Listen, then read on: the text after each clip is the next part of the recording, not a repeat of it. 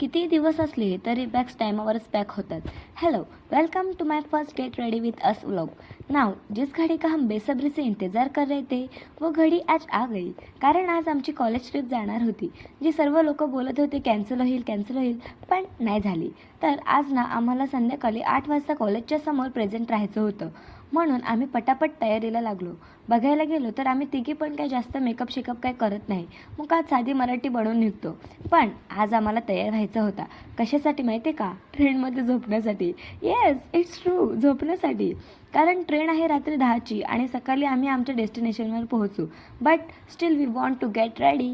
मग पटापट पावडरचा मारा केला, मग थोडा मस्कारा लावला आणि ही माझी केस, ज्यांना कालपासून फणीसुद्धा लावली नाही कारण खूप गुंतलेली रे.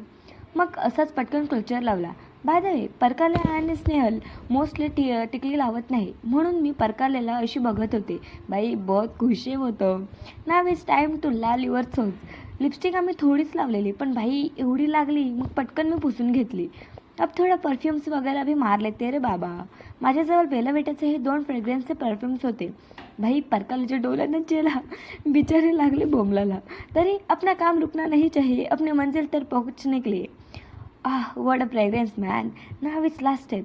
आता आमची जाम घाई झालेली, कारण अजून आम्ही जेवलो पण नव्हतो आणि सगळी लोक वाट बघत होती खाली. मग पटकन जेवून रिक्षात बसलो. Okay, stay tuned, bye bye, good night.